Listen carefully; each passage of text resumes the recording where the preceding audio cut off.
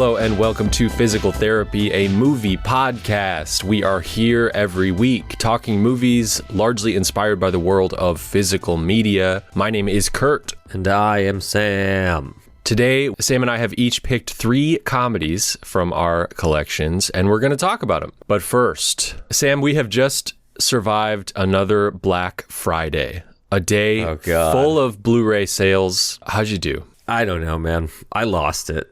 You and I had been texting a little bit, and it's getting to a point where you texted me about a movie that we both bought, which is Sliver from Vinegar Syndrome, which Sliver. was like, is it late 90s? I think it's early, 93. Okay, so it's a early 90s erotic thriller starring Sharon Stone, William Baldwin, and our beloved Tom Berenger. Yep. But like, this movie's gonna be bad, and we spent what, $42 on it or something insane? It was a Vinegar Syndrome exclusive, so it popped up on Black Friday at midnight leading into Black Friday. Yeah. And we were excited. You know, we were anticipating what were the titles going to be. And here's Sliver. According to Wikipedia, this has a 18% on Rotten Tomatoes. Holy fuck, dude. And an average rating of 3.8 out of 10. And yeah, we couldn't wait to buy this movie. So, you know, stay tuned for a fucking episode about Sliver someday, probably.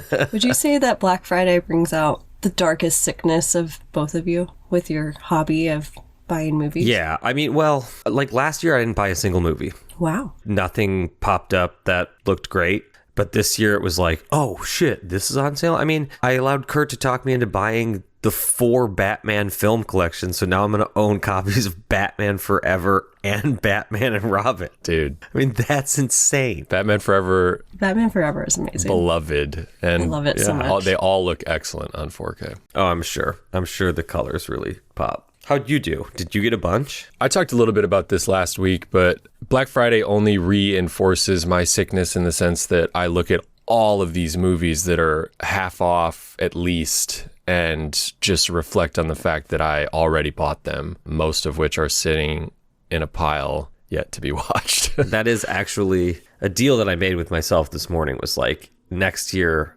you can only get stuff on sales. Oh, wow. Like the entire 2025? There's going to be some pre-orders that I will like fear selling out, so I will get those as like one-offs. But yeah. Honestly, everything else rarely sells out before another sale happens. Wow, I like this journey for you, Sam. This show could be a road to rehabilitation. We can follow your progress. Listen, I'm making this declaration on December 1st, and I'm sure by like January 19th it's going to be broken. You're going to be like, did you know they made a Sliver too? The one that we were both really excited for that Vinegar Syndrome also announced on Black Friday is Michael Mann's The Keep, which I've never seen, and I am really excited for it. I am really excited to revisit that. It was cool that they announced it. The case looks awesome. The design of it's really cool. I think Vinegar Syndrome is just the best in the game as far as packaging goes. Yeah, I agree. They are amazing. I mean, there's a reason you feel like you can be paying their prices, honestly. Mm-hmm. It's just when it's Sliver inside it raises questions. Well, so you know what I was thinking of this year during their Black Friday sale? Because they do like 2 big 50% off sales a year, I'm pretty sure. Black Friday being one of them. And I rarely, if ever, buy a Criterion when it's not on sale. Same. So the idea that it's like 2 or 3 Criterion sales happen a year, I'm not buying their releases before that. So it's like dropping some money during the sale doesn't really bother me. It's just very funny to me that I'm like, well, I can't buy 7 Samurai when it's full price. And then I'm like, Sliver? Fuck yeah, let's go. So yeah, Kim, we're both diseased freaks. I don't know what to tell you. That's why we're here, exploiting said freakness. Sam and Kim, I'm curious, without giving it too much thought, what's your favorite comedy of all time? 2 came to mind like super quick. Uncle Buck and Wayne's World. Wow. Okay, cool. Great choices. Kimberly? Oh boy, this is tough. LA Story is one of my favorites. LA Story is really good. I don't think I've seen that. I love Steve Martin so much. Oh yeah, no, I haven't seen that. I got to. Have you seen Bowfinger, Sam? God, I love both. That's him and Eddie Murphy? Yeah. Yeah, it's so funny. No, I remember, I have like memories of it when it was coming out, but I don't think I ever saw it. excellent. You'd like it. Okay. Yeah, I'll give those two a rent. That'll be a fun double feature, actually. Mine are probably Happy Gilmore and Liar Liar. Ooh, Liar Liar is so good. Very strong Yeah. choices. I was thinking about Dumb and Dumber as well. Another great call. That's high up there too. I love it. Tommy Boy. Ooh, Tommy Boy's the one with the ambulance speech, right? Yes. New guy's in the corner puking his guts out. Did I ever tell you that? When I saw Liar Liar in theaters, we were still like checking movie times and newspapers. Okay. And it was at a small, tiny little theater in Hinsdale, Illinois. And they misprinted the time. So my mom took us all to see Liar Liar. And we got into it 30, 40 minutes into the movie. Oh, shit. And we watched it, and then the theater was like, well, because they misprinted it, why don't you just stay and watch the first like 40 minutes again? And so, yeah, we watched it 30 minutes in and then finished it like on the front end right afterwards. And they just got up in the middle, walked out. And then just left. It was so weird, but what a time. Wait. Before we get into comedies, at this point, we've all seen Gladiator II, correct? Oh, God. Yes, we have. All right. What are your thoughts? We have not talked about this yet.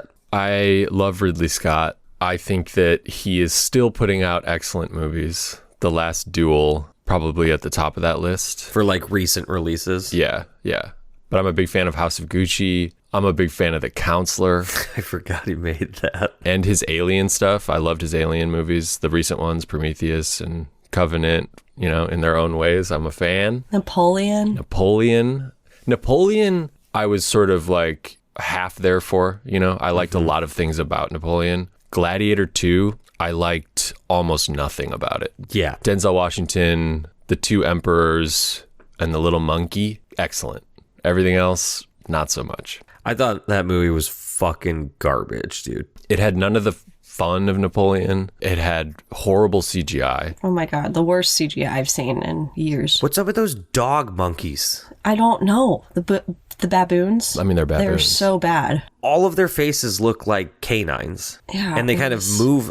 It was so weird, dude. So unnecessary. They could have done such... Yeah. And the sharks just look so The bad. Sharks. That whole scene, I'm like, so I'm supposed to believe there's a fucking boat battle going on in the Coliseum, and it's also shot very straight. Like there's no, Yeah. that scene in particular, like there's no conflict in it. You don't know any of the other gladiators, so when they start dying, you're just like, who gives a shit? Yeah. The fan service to the first one, the fact that was like what the whole thing was about, it just felt so Brutal. off the mark. Yeah. Like, who gives a shit about Maximus? It's been 30 years since that movie came out. Let's just make a new movie about gladiators. And I love Paul Mescal, and I felt like he had nothing to work with, and he just sort of crawled his way through it. Yeah. I felt bad for him. I like him too, but I didn't feel like he had like the speechifying, like the bigness of Maximus or Russell Crowe really at that point. Yeah, which I was like,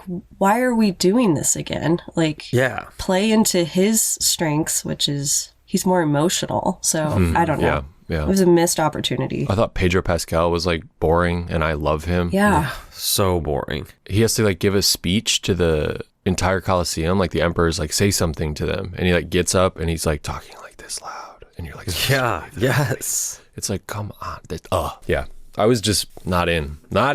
No, I thought it was like pure fucking trash. Really, the first movie in a long time that I was like, I can't believe I sat through that whole thing. I giggled the entire time Denzel was on screen. So that was the only reason I found it mildly interesting. I liked his performance, but I didn't love it by any means. No, I agree. It was fun to see him having fun. Yeah. But like having just watched Fallen, I'll take the Fallen performance over the Gladiator II performance. Wow. I was questioning my faith in movies after Gladiator II, and then found my faith fully restored A day later watching Wicked. Sam? It is good. It is Wicked good. fucking rules. Great. It'll be like it's making a bunch of money, right? Like it'll be in theaters for the rest of eternity. Yeah. And it's part 1, so there's another 3 hours of it coming, I'm sure. I don't know if it's a Sam movie, but it is a good movie. I don't know if it's a Sam movie either, but you can feel good about the fact that it's doing well. Yeah. Great. I'm happy for everybody. As is Gladiator, right? Gladiator's doing It is? pretty good, I think. It is. That's a fucking bummer. I thought it was making no money, and I think everyone was like excited to go to the movies this week, which was a nice thing. Yeah, that's great. it's been a shit year. Moana 2 is like blowing That's not surprising. the though. roof off. Everybody's doing well at the box office. Moana's like totally beloved and is really cute too, so I get it. But I'm not like rushing out to see Moana 2. Sign me up for Craven the Hunter though. That looks so bad. What's up with Aaron Taylor Johnson? Temporal pinza. Okay, everybody, get ready to laugh. We're talking comedies. I will start off here. My first one's a bit of a failure on my part. Ooh. I was hoping to be able to spend more time on this and talk about all of it because it's a box set, but I didn't have time. So I'm going to talk about one of these movies. This box set is very new, and it's from Paramount Pictures, and it's called Zaz the Collection! Exclamation point. You familiar with this, Sam? Not at all. Zaz refers to the creative team Jerry Zucker, Jim Abrahams, who passed away this week, Wow. and David Zucker. And the movies included in this 4K box set are Airplane, Oh, okay. Top Secret, and from 1988, The Naked Gun from the files of Police Squad. And that is what I watched. I don't think I've ever seen it. Really? You've never seen The Yeah. Naked Gun? Have you seen Airplane? Yes, without a doubt. Okay. These guys are absolute geniuses. These movies have, I think, literally a joke in every single shot, whether it's in the foreground or the background or the soundtrack. There is something funny happening constantly. That's so good. It's almost exhausting. I'm a big fan of Airplane, and I had seen The Naked Gun as a kid, but not since. And I've never seen Top Secret, and I look forward to it, and I might report back on that here. That stars Val Kilmer, and the idea of like 80s yeah. Val Kilmer or 90s, whatever it is, in one of these movies sounds like a delight. Is it Leslie Nielsen? Naked Gun? Yeah. Yeah. Four of the kind of biggest characters in this movie, Sam, are played by Leslie Nielsen, Priscilla Presley, O.J. Simpson, Yeah. and Nancy Lou Marchand, I think is how you say her name, who plays Tony Soprano's mother. Wow. They're all in this movie, which was fun. But this is just like a cop romp, satire Sure. about a detective who is essentially trying to kind of stop a plot to murder the Queen of England, who's in town in Los Angeles. It's a very specific kind of humor. Like I say, it's just very cartoony, very silly, and just relentless. Every joke won't get you, but there's 5 more coming in the next 10 seconds at all times. I appreciated it a lot more, I think, than when I first saw it as a kid. I think just their ability to overstuff it is just something to behold. That rules. I'm really surprised that I've never seen it. I mean, I'm familiar with the way that their movies work and the concept of all of them, but I can't believe I've not seen this. I got to get on it. I really think you'd like it, especially because it seems, it's kind of making fun of a lot of the type of movies we like. And you said just Paramount, just studio release put this out? Yeah, but it's a cool box set. It has like a nice booklet that has like a list in it, which is the Zaz, like 13 rules of comedy or something, just about their approach. That's cool. I read it ahead of time, and it helped me appreciate The Naked Gun in a new way. Sure. Knowing their kind of visual philosophy with comedy. It's just Zaz. What's the title of the box set again? It's called Zaz, Z-A-Z, semicolon, the collection with an exclamation point. Because I'm pretty sure all their movies end with an exclamation point, the titles. I'm going to put that on my list so I can spend more money on stuff. I watched a little bit of Airplane too, and it looks excellent. Sweet. It was really fun to see it that way. How'd the 4K of Naked Gun look? It looked good. It wasn't the most kind of eye-popping. Definitely seemed faithful, and I think especially Airplane looked great. Sweet. The first movie I'm going to bring up, a work neighbor lent it to me. We share a dish space, and so they'd been quoting the movie around that, and the lines were really funny. So they lent me it. It's called Die Mommy Die. It's a 2003, like, independent Sundance produced 50s Hollywood satire. The biggest names in it are a very young Natasha Lyonne, Jason Priestley, and Philip Baker Hall. Okay. The basic plot is a washed-up Hollywood singer, kind of lounge singer, is trying to get back on her feet, and her overbearing husband doesn't want her to embarrass herself or the family name, but they won't get divorced because it's an old Hollywood couple and they're like a power couple, and her husband winds up dead. It's like very dumb, very silly. It's like full of just one-liners after one-liners. Natasha Lyonne's character has a line at one point that is, I always knew my mother was nothing more than a cheap, hopped-up nymphomaniac.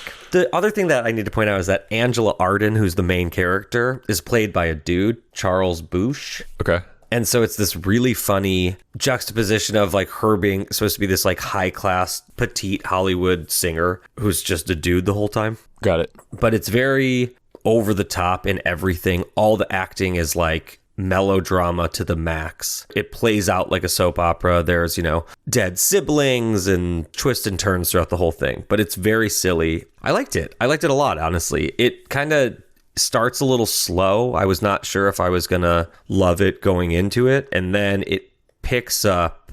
I think when you kind of like catch up with the pace of the movie, like how the lines are delivered, it gets funnier. Yeah. I'm looking at the trailer. It definitely has a lot of style to it. Yes, very much so. And it was nice that this dude, Ross, let me borrow this. It was a DVD, and I very rarely watch DVDs on this TV, and they don't look great, unfortunately. They don't look great. But I was happy to see. It's always fun to discover a movie, too, that I didn't know existed in any way. And somebody's just like, oh, have you seen this movie? And I thought when he originally was describing it to me, I thought it was an old movie, and I kept picturing it as the Die Monster Die poster. So I was like, oh, yeah, that kind of rings true. And then when he brought it in, I was like, oh, this was not what I was expecting at all. Cool. Natasha Lyonne's, she's young in it. It's still so her, but it's so funny to see her young. It's after American Pie, though, a couple years. Oh, shit. I forgot she was in that. Yeah. Another great comedy. Totally. Yeah, so if you have the chance to catch Die Mommy Die, I would highly recommend it. That's a fun one, Sam. That was unexpected. Mm-hmm. Okay, the next one I'm going to talk about, Kimberly introduced me to, and this was a 4K from Shout Factory. Okay. That I've had for a little while and watched for the first time for this episode. It is 1980s Robert Zemeckis' Used Cars. Oh, I've never seen this, but I've heard it's great. It's great. This movie stars Kurt Russell and Jack Warden. Oh, okay. Who people will know from 12 Angry Men, the original. He's a young man in that movie. And While You Were Sleeping, he plays Sal, right? Saul. He's also in a great episode of The Twilight Zone where he is serving out like a prison sentence, like alone on a planet, like by himself. Have you seen that, Sam?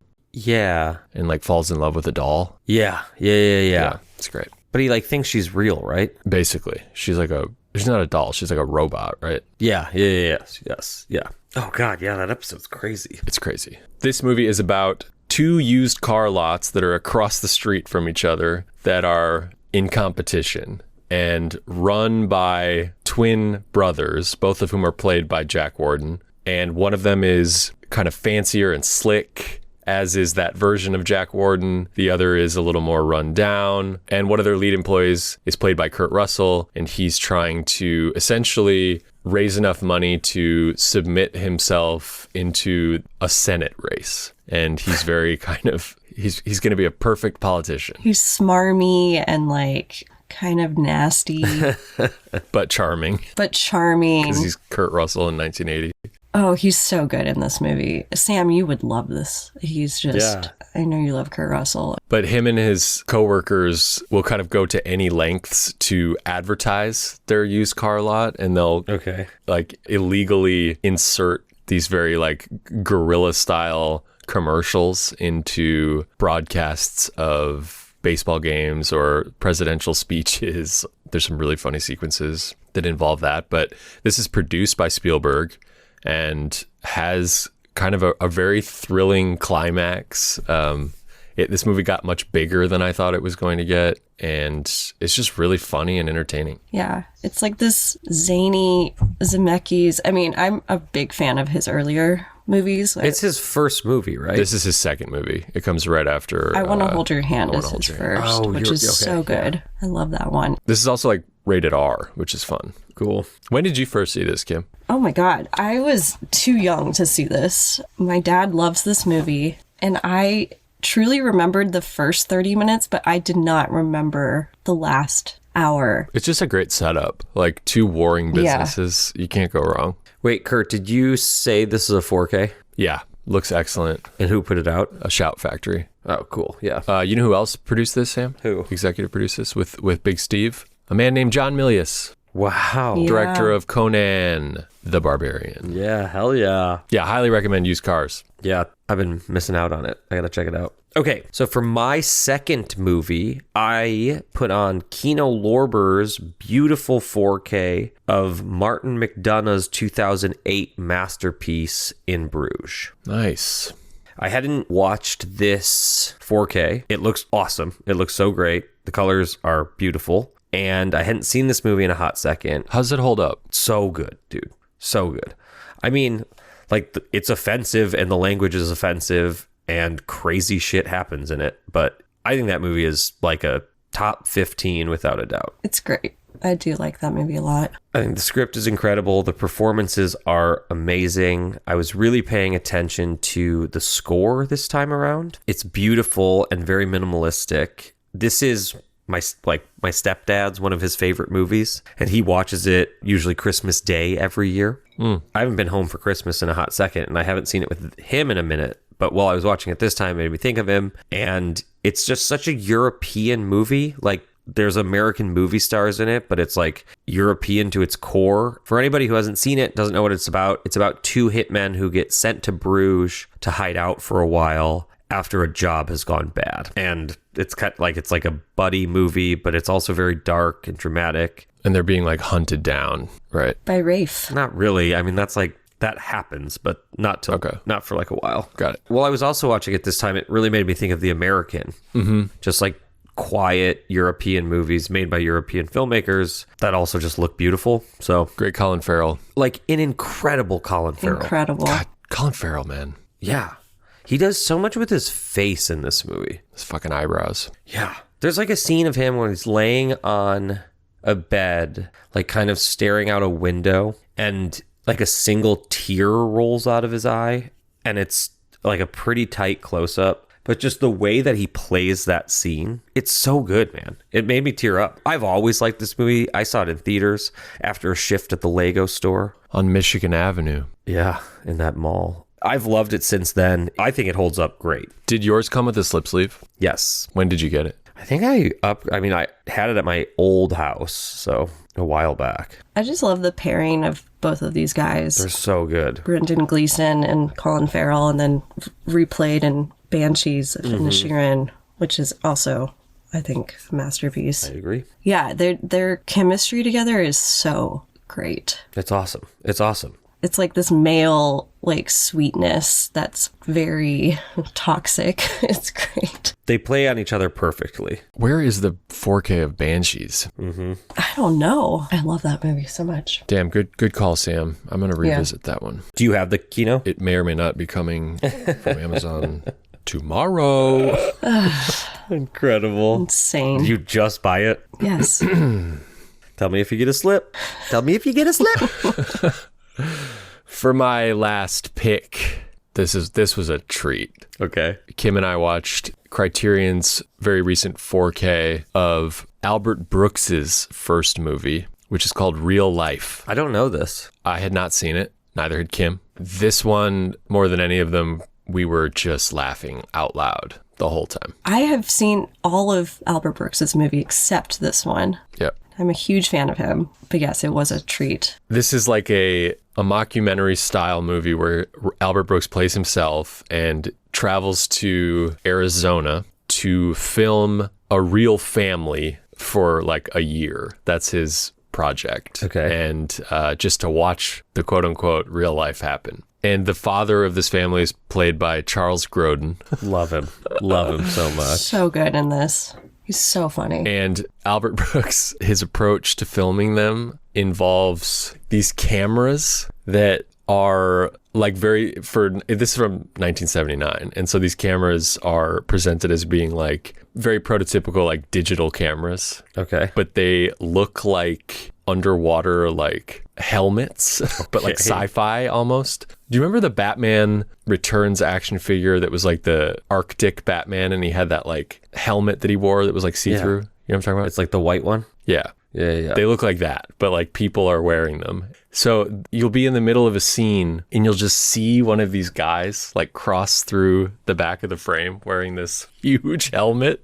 And it happens constantly in the movie, and it's funny every single So time. funny. And Albert Brooks is just like very under the surface. You can tell how stressed out he is about the way this movie is And going. he's also playing himself. Yeah, he's playing himself. Albert Brooks in the movie. But he's like very... Oh, okay. He's trying to be very agreeable to like the family, and And this family's falling apart in front of him. yeah, they're falling apart over the course of the year. The movie's falling apart. The family's falling apart. Everything's literally falling apart, and it's him like trying to pick up the pieces and like deal with the financier, the studio, like this institute that they've gotten all this like help from. So it's a lot of like filmmaking humor, Sure. but really, Yeah. really sharp, and it's a dark movie. The family all becomes like depressed. Yeah. I'm in, man. He's just brilliant. Have you seen his other movies? Yeah, I've seen Defending Your Life, which I actually really like. So good. Which other ones have I seen? Have you seen Lost in America? No, I've never seen Lost in America. Incredible. This and that are my favorites. Is Lost in America out on Criterion? Not a 4K, but a Blu-ray. Yeah. Okay. Yep. Modern Romance is Oh yeah, Modern so Romance. good. I bet they'll do that at some point. There's a My guess is that they're gonna upgrade Lost in America as well. yeah. I think there's an indicator of Modern Romance. Okay. I mean, they've done pretty much all those other movies at this point. I don't know why they wouldn't Yep. do Modern Romance. It's kind of like a Wes Anderson situation. Yeah, exactly. At this But point. the other thing that's so great about Real Life is it's written with Harry Shearer, and he's very involved in this. And it feels, I mean, it's definitely that camp of the Spinal Tap Sure. world. And it was like before Spinal Tap, but it's that crew. And like James L. Brooks has a cameo. It's like, it's really fun. It's like that kind of little Hollywood crew back then. Yeah, I mean, I'll definitely pick it up on the next Criterion sale. While I was going through my shelf and my shame pile and stuff, I lack a lot of comedies. I have some, like I have Uncle Buck, I have Wayne's World, but like I feel like there's holes. Uncle Buck, what a great movie. It's one of my favorites. Fucking rules. Coming soon. Kino. They announced that? Yeah, 4K. Ooh, you know what they announced this morning or late last night? Yep. Last season it was a wish of somebody's, but River Wild is coming, baby. Hell Ding, yeah. ding. Sam, what do you got?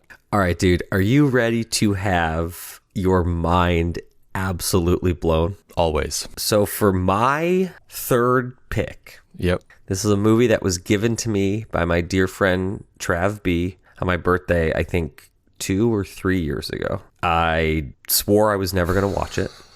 Shit. I can't remember what this is, but I know what this is. So for my third pick, I watched 2017's Daddy's Home 2. Wow. Oh my God. Starring Will Ferrell, Mark Wahlberg, John Lithgow, and Mel Gibson. Holy shit. Have you seen Daddy's Home 1? Nope, never seen it, don't care what happens in it, will never watch it. What is Daddy's Home 2 about? Mark Wahlberg and Will Ferrell are like co-dads to a family. Marky Mark was married to the woman who is now married to Will Ferrell, who was played by Linda Cardellini. Okay. And I don't know whose kids are whose. Like, that is one thing that probably is explained in the first movie. Probably. Don't know, don't care. In the first movie, I think they hate each other the whole time and then they find a way to like co-parent. So the second movie starts out with them being like best friends and co-parenting. And Will Ferrell's this really like soft-spoken kind of bumbling idiot, but he's so sweet and good-hearted. And he's like, you know, men can be sensitive. And I'm not saying that they can't, but like that's his whole character, like just that person. And Marky Mark's kind of a tough guy, you know, drives a motorcycle, that shit. So they're best friends, co-parenting, and their dads come to town. Marky Mark's dad is played by Mel Gibson, who's like a total hard ass. And Will Ferrell's dad is played by John Lithgow, who's like a very sweet man who's just like an adult version of Will Ferrell. When he first gets in, like John Lithgow's like coming down the escalator and Will Ferrell's like, Dad, Daddy, and he's like waving at him and he's super excited. And then John Lithgow gets off the escalator and he kiss on the lips like 3 times.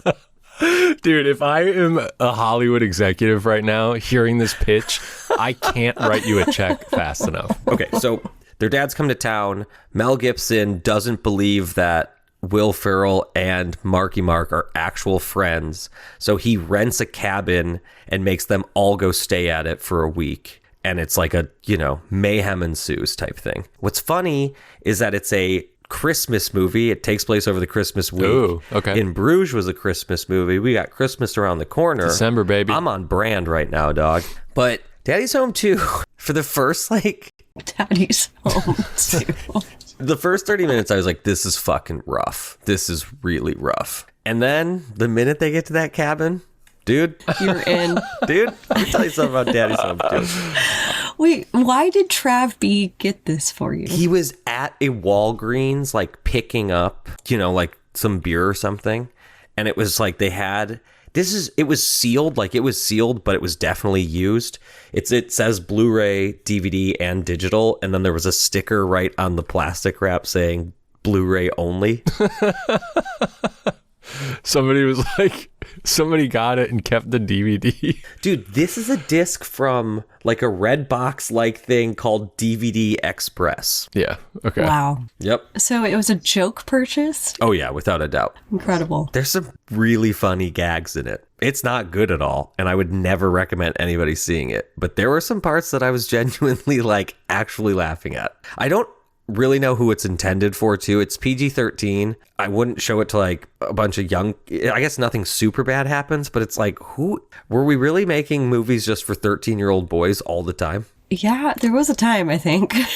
There's 10 years of that. How's Mel? Insane, man. Oh my God. He plays this weird crotchety old man. When did this come out? 2017. Okay. Will you be watching Daddy's Home 1? No, that's part of it, right? I don't ever want, it's just I'll keep that as the joke. The joke is that I've only seen Daddy's Home 2. But I don't know. I watched it the night before Thanksgiving with my friend Emily, and it was just one of those things where it was I got a little stoned, and I was like, man, this is going to be unbearable. And for the first 20 minutes, I was right. Then I really buckled in and had a great time. It's an hour and a half, right? Yeah. It's a perfect a time 90 waster. minutes. Yeah. There's this really funny part where Marky Mark throws Will Ferrell's luggage into a bush because it can't fit in the car, so he just whips it into a bush, and I was that got me real good. Better or worse than Jack and Jill, which you and I watched in a similar way, I think. I think the cameos of Al Pacino and Johnny Depp and that Lakers scene in Jack and Jill is legitimately really funny. And Dunkachino is an incredible joke. It's not Al anymore. It's Dunk. Dunkachino. It's those parts are higher highs. Oh my God. Burn this. I can't believe we're ending the show with possibly one of the worst movies ever made. Wow. As somebody said on the back of this, the perfect family comedy. That was said by Maria Salas from America TV. Wow. Thanks, Maria. Yeah. Oh, John Cena's also in this? Of course. Yeah, of course. Why wouldn't he be? Wow, dude. I'll tell you what, though. Next time I'm on an airplane, if they have Daddy's Home 1, you better believe it. All right, Sam, before we go, it's time to put wishes out into the physical media universe for titles on formats that do not yet exist. Sometimes these wishes come true. Yeah, man. We mentioned The River Wild. It's really a thrill when I open Dawn of the Discs on Instagram and see the gods are listening. Yeah. We've been actually hitting them out of the park lately. Here we go, Sam. Okay. I wish for a 4K of Bowfinger. I wish for a 4K of Office Space. Oh, baby. Good choice. Office Space is so funny still. Yeah, so I've been really wanting to revisit it. It's been a minute since I've seen it. This was one of those movies I had on VHS. I loved this movie when I was younger, and I don't think I got half the jokes in it. Yeah. But I saw like the two Bob scene the other day, like just a clip of the two Bob scenes when he meets them for the first time. Yeah. It is so funny. Within the last couple years, I got the Blu-ray of it and watched it for the first time since high school and loved it, like you said, when I was young. But that movie as an adult, but especially if you have had some type of office job since, it hits way differently. It's so funny. So smart. Yeah, I'm trying. What is Bowfinger about exactly? Bowfinger is about a screenwriter, filmmaker who's never really had a hit. Okay. Played by Steve Martin. And is basically like giving it one last go. Making a movie starring like the biggest movie star in Hollywood, a guy named Kit Ramsey, who is played by Eddie Murphy. But Kit Ramsey does not know he's in this movie. So Steve Martin and this like super low budget crew are going around Hollywood like filming Kit Ramsey from like, you know, inside of a car. The camera's like sticking out of a car and people are running up to Kit Ramsey and doing lines, and he's like has no idea he's in this movie and he's responding to them. And it's about like an alien invasion, right, Kim? Yeah, it's called Chubby Rain. Chubby Rain. But it's so good. One of the other stars of the movie who is, you know, aware that he's in it, he's an actor in it, is Kit Ramsey's twin brother. Also who's like a dork, right? Yeah, also played by Eddie Murphy, who is a total like sweet, innocent dork. And he's like doubling as Kit. Oh. Heather Graham in this movie is so funny. Heather Graham. And Christine Baranski. Holy cow. Yes, she's so funny. And there's some really funny like Scientology jokes in this movie. Yeah, Terrence Stamp. Ooh, what's it called? Mindhead? Yeah, Mindhead. It's so good. Anyway, it's like if you know LA and like, you know, shitstorm of LA and Hollywood and the industry, it hits so hard. It's so good. It's genius. It's directed by Frank Oz, who did What About Bob, which was one of my very first wishes. Yeah, that's right. One of my favorite comedies of all time, What About Bob. Great wishes, man. I want both of those. Hell yeah. Kino, if you're listening, drop them tomorrow. Okay, that's it for this episode. Thank you all for listening. Let us know your favorite comedies. Hit us up on Instagram. Yeah, especially if they're underseen. Yes. A big thank you to Patrick Laban for our incredible music, which you're hearing right now. Thank you to Kimberly for producing. Kim, happy to have you back. Haven't heard your voice in a while. I know, and I'm sorry I sound a little stuffy right now, but here I am. Sam, thank you. Thank you. Thank you. We will be back next week doing a live reaction to a Christmas thriller from the 90s, recently put out on 4K by Kino Lorber, called Turbulence. I can't wait. I really can't wait. We'll see you then.